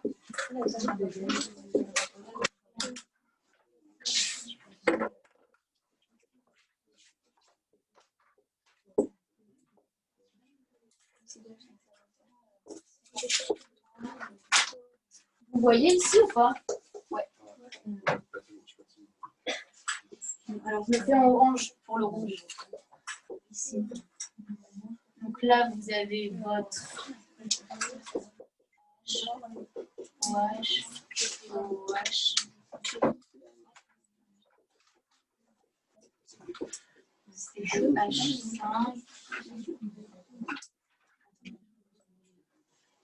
H. OH, c'est OH.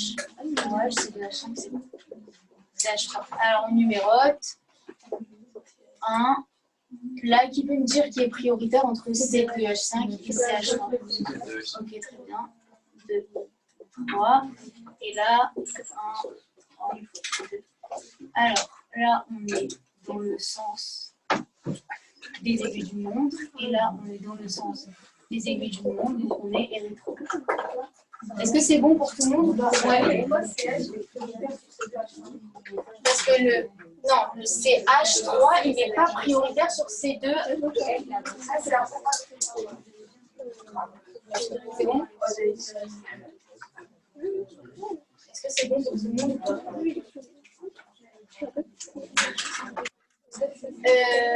Alors, je réfléchis. Il reste encore des trucs à voir en stéréochimie. On finit le cours de stéréochimie et le cours d'après. Et demain, on fait QCM. Vous préférez que je vous donne les QCM, vous les faites chez vous par rapport à ce qu'on aura vu du cours. Et demain, on finit. Non, oui, ça va finir. On va d'avancer au maths. Bon, alors c'est bon, érythro très haut, bon pour tout le monde. Différent de R et S. Mais on utilise toujours la règle de cible.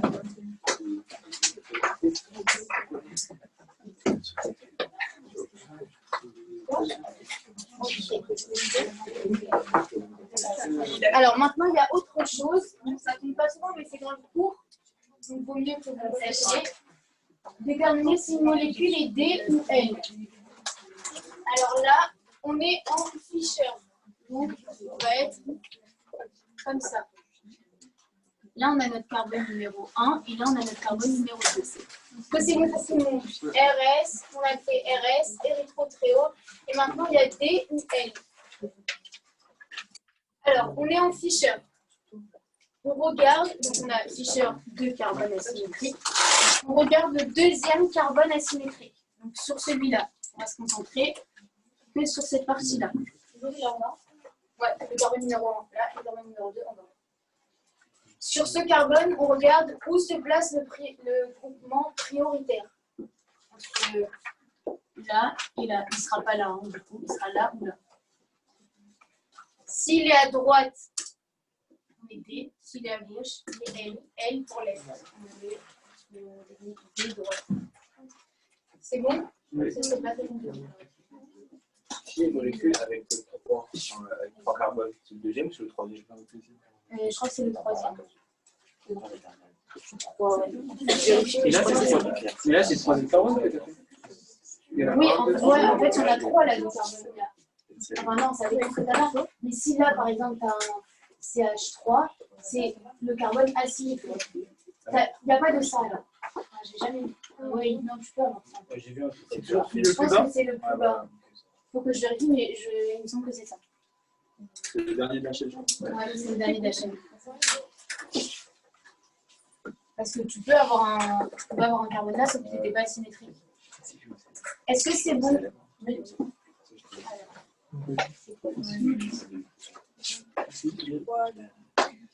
Alors là, ouais. Ouais.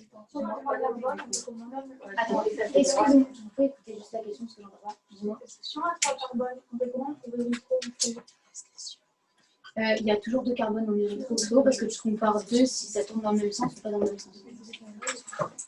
C'est bon? Alors, énantiomère ou pas? Est-ce que vous savez ce que c'est une molécule énantiomère?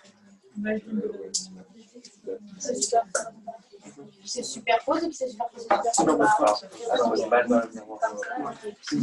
Comme les mains qui se superposent pas. Ok, donc plein de fois dans les QCM, on va vous mettre une molécule. Donc en fait, comment ça se passe au concours? Là, si je récapitule, vous pouvez avoir une molécule comme ça. Voilà, vous avez compris. Et on va vous demander, cette molécule est de configuration F. Cette molécule est de configuration S. Ce que vous pouvez aussi souvent avoir, c'est 2 molécules comme ça. Et on va vous dire, celle-là, on l'appelle la molécule 1, celle-là, on l'appelle la molécule 2. La molécule 1 est R. La molécule 2 est S. La molécule 1 est, enfin, vous avez compris, on vous demande ce qu'ils sont à chaque fois. Et après, on vous dit, les molécules E, 1 et 2 sont énantiomères. Donc, il faut que vous sachiez reconnaître si des molécules sont énantiomères ou pas. Donc, qu'est-ce qu'on fait? D'abord, il faut regarder si les deux carbones sont asymétriques. Toujours pareil, on regarde si les deux carbones sont asymétriques. On regarde si on a les mêmes groupements. C'est-à-dire que il ne faut pas qu'on ait... si on a un OH là, il faut qu'on ait un OH là. Vous ne pouvez pas avoir un... il faut que ce soit les mêmes groupements sur les deux carbones. Et après, il faut que les deux carbones tournent dans le même sens. C'est-à-dire qu'il faut qu'ils soient les deux... Alors, attends. Ah non, attendez, justement. Pour qu'ils soient énantiomères, il faut qu'on ait un R et un S. Dans les énantiomères, deux molécules sont dites énantiomères s'il y en a une qui est R et une qui est S. C'est toujours comme ça. Avec les mêmes groupements. Avec les mêmes groupements.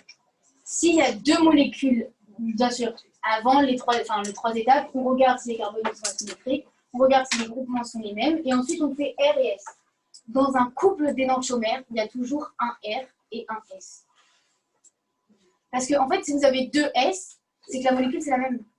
Donc, on vous aura juste mis la même molécule en face. Est-ce que c'est bon pour tout le monde? Oui.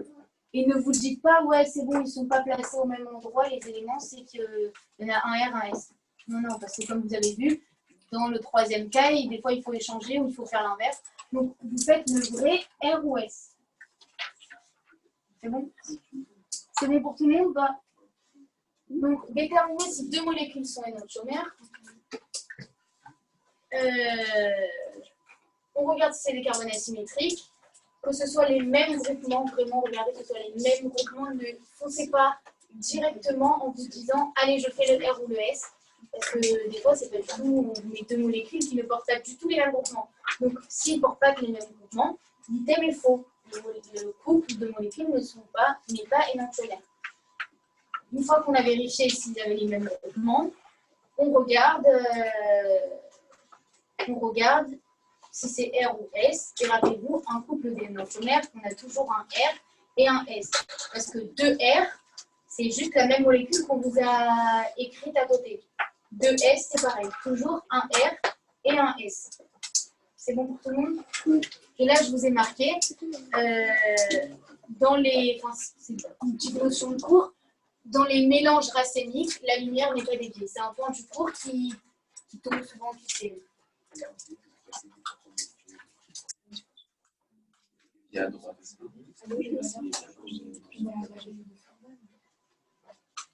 Ok, maintenant on va faire live ou unlive.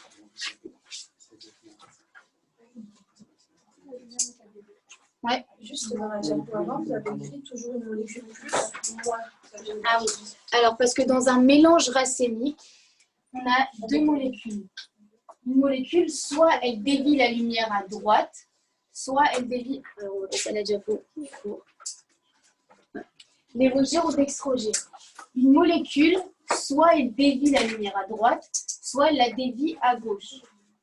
Si elle la dévie à droite, on appelle cette molécule lévogir. Si cette molécule dévie la lumière à gauche, on l'appelle dextrogir. C'est pas la même, c'est pas D avec D. Enfin, dextrogir à la droite. Ah non, pardon. Voilà, c'est l'inverse. Désolée. Donc, dextrogir à droite, lévogir à gauche. Et c'est bien plus ou moins comme ça? Oui. À droite, c'est Lévogir plus. à droite et... À droite, c'est plus. À droite, c'est à droite, c'est par là. Inversé. Désolée. Je peux nous renvoyer le diapo. Il a envoyé Envoyé. Bon, alors, ça a bien changé. Désolée. Dextrogir à droite, la molécule est plus. Lévogir à gauche, la molécule est moins. Dans un couple d'énantiomères, on a toujours un lévogir et un dextrogir. Donc ça veut dire qu'on a un plus et un moins. Et c'est pour ça qu'on dit que la lumière, enfin là je vous décris dans un mélange racémique, on a un moins et un plus, donc ça fait 0. Donc c'est pour ça qu'on dit que la lumière, la molécule ne dévie pas la lumière, donc elle n'est pas active. Est-ce que c'est bon ces deux notions de cours? Ces deux points. Attention, on ne peut jamais savoir si une molécule, et enfin nous, à notre stade, est lévogir ou est dextrogir. Donc, il n'y a aucune question. Il n'y a pas de question sur la. Non, bah, ce sera un piège si on vous donne. Enfin, au concours, ça tombe. Presque pas, je crois, les bougies d'extrogère, mais c'est un point du cours. Mais en QCM d'écurie, si on vous demande cette molécule est lévogir ou cette molécule est dextrogir, vous laissez tomber, c'est faux, c'est sûr que c'est faux. Enfin, c'est pas que c'est faux, c'est qu'on ne peut pas savoir. On ne peut pas déterminer, nous, si une molécule est lévogir ou dextrogir. Par contre, si on a un couple d'énantiomères et qu'on vous dit, dans ce couple d'énantiomères, on a une des deux est lévogir et une des deux est dextrogir, ça c'est sûr que c'est vrai, parce qu'on a dit que dans un couple d'énantiomères, il y a toujours un lévogir et un dextrogir. Est-ce que c'est bon ou pas? Bon, bah, je pense qu'on va s'arrêter là pour aujourd'hui. On finira demain. De toute façon, il ne reste pas beaucoup de choses. Il reste like, unlike et meso. Et demain, du coup, on verra après, c'est un peu particulier. Est-ce que vous avez en tête des réactions, des mécanismes que vous avez envie qu'on voit demain? Il y en a qui ont fait les réactions pendant le confinement, il y en a qui ont pas fait. Il y en a qui ont fait le stade de thérapie, il y en a qui ont fait pendant le C'est plus les dérivés des acides et des alcools. Comment les derniers là, avec les 3 barres là? Ouais, Les nitriles? Ouais. Non, tu parles de ça ou de ça? Ça, le dernier là. Des nitriles? Ouais. Ok, alors attendez, est-ce que tout le monde est.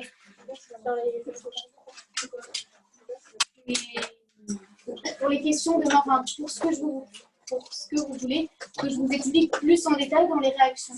Est-ce que vous pouvez me dire ce que vous voulez? Donc là, on fera les nitriles, Les alcools. les alcools, on verra les groupes des alcools parce que c'est une grosse famille.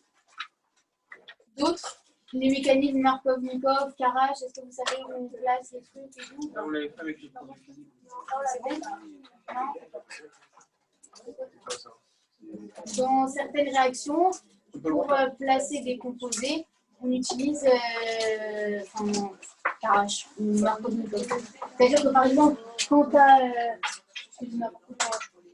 HCl, des fois tu as une réaction où tu as un HCl ici.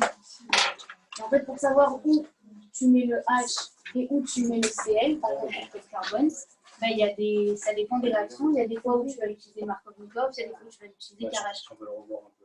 On revoit ça. Pour tout le monde, c'est bon ça? Enfin, c'est bon pour tout le monde, on le revoit demain? C'est bon, allez, 5 minutes de pause. Je sais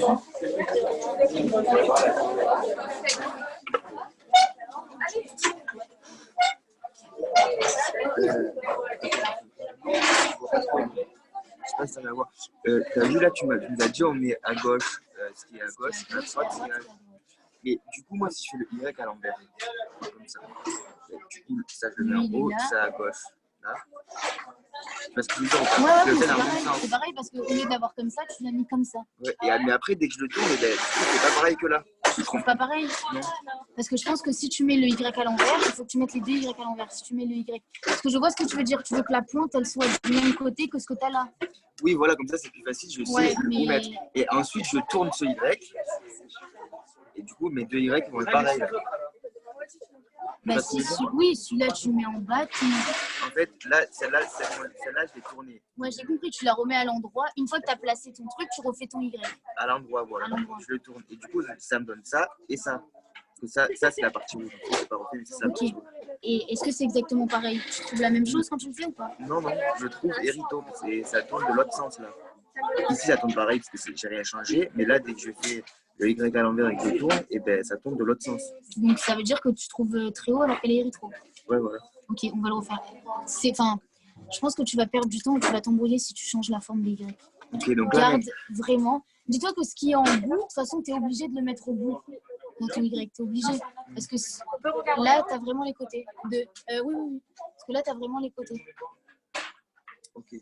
C'est sur les côtés que ce. Tu restes sur les côtés, ce qui est en point, tu laisses en point.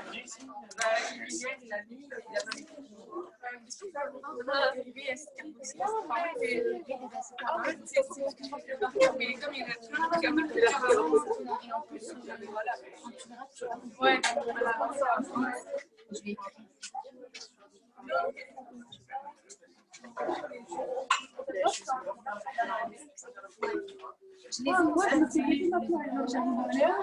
Il en a remis, tu vois.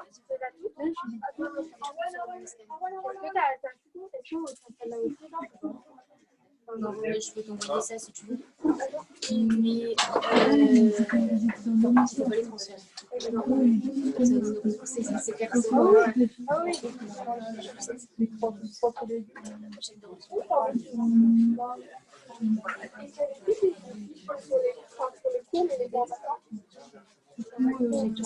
Ouais, bah, regarde, en fait, derrière, j'ai trouvé comme ça, on peut la rajouter. Mais ça, vraiment, tu vas le voir dans les annales. En fait, je pense que une ou deux fois, bien lire au cours en phrases. Comme ça, au moins, vous voyez les tailles et tout, c'est tous les par réaction.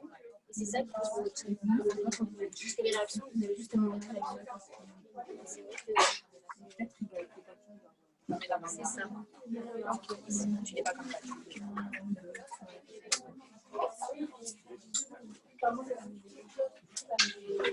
J'ai une question. Ouais. Non, mais dis-moi, vas-y. Donc, je sais pas, une chose que j'ai pas compris, c'est le truc Fisher, mais savoir si c'est R ou S. Genre, pas comparer les données. T'as mon numéro? Alors, j'écris mon numéro au tableau si jamais vous le faites.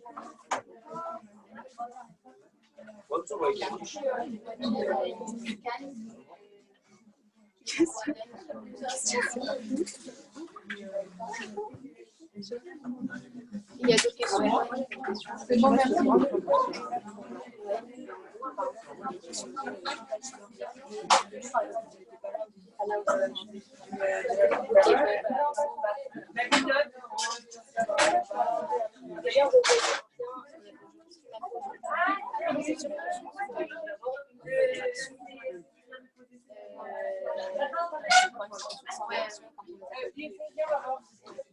Je vais essayer de.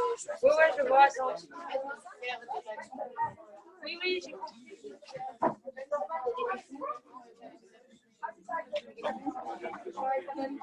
Ah, ok, ça va.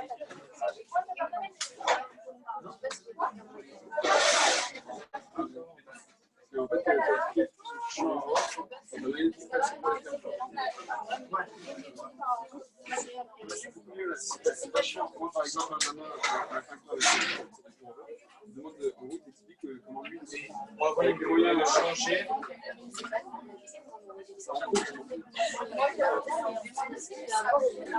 Regardez les annales. C'est que ça.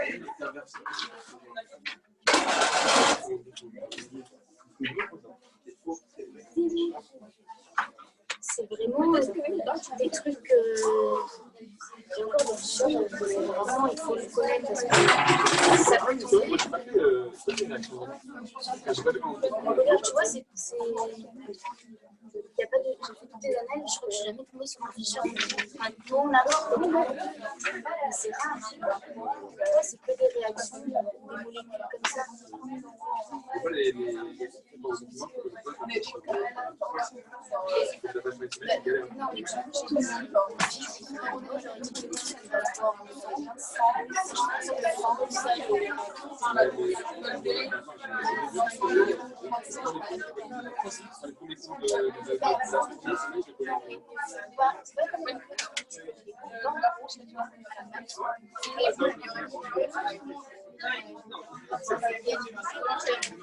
Non, mais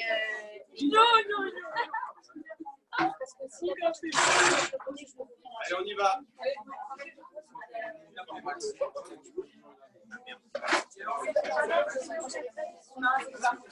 Vous prenez tout le cours.